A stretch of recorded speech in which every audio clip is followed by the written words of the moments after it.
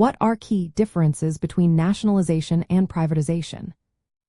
Imagine a country where the government owns and manages key industries like electricity, transportation, and natural resources. Now picture another where private companies control these sectors. Both approaches shape how an economy works, but they do so in very different ways. Let's break down what sets nationalization and privatization apart. Nationalization is when the government takes private assets or industries and makes them public. This means the state owns and controls these sectors, aiming to serve the public interest. For example, a government might nationalize a private bank or a natural resource like oil to ensure profits stay within the country and benefit society. It's often used to protect jobs, prevent foreign exploitation, or guarantee affordable access to essential services like water or electricity. Privatization is the opposite. It involves selling or transferring public assets or services into private hands. Instead of government control, private companies or individuals own and run these industries. Governments privatize to reduce spending, increase efficiency, or encourage competition. For instance, a government might sell a state-owned airline or telecom company to private investors to boost profits and improve service quality through market forces. Ownership and control are the main differences. When a sector is nationalized, the government owns and manages it, aiming for collective benefit. In privatization, private owners take over, focusing on making profits. This shift impacts decision-making.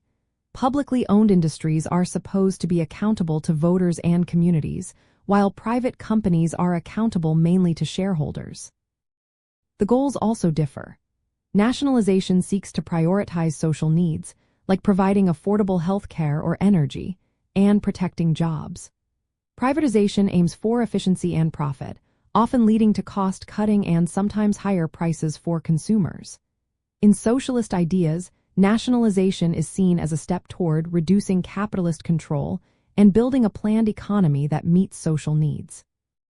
Privatization, however, is viewed as strengthening capitalist market forces, which can sometimes widen inequality. Historically, nationalization has been used to control strategic industries, like railways or oil, especially during times of crisis or war. It's also used to ensure universal access to basic services. Privatization has been popular for reducing government debt and encouraging private investment, but it can sometimes lead to less access for poorer communities or reduced service quality. It's important to remember that just because industries are nationalized does not automatically mean a country is socialist. The key is how these industries are managed. If workers and communities have control, it aligns more with socialist ideas. If the government simply owns industries without democratic oversight, it might not fully reflect socialist principles. In essence, nationalization puts industries into public hands to serve social goals, while privatization shifts control to private companies to boost efficiency and profits. Both have their roles depending on a country's economic and political goals, but their impacts on society can be very different.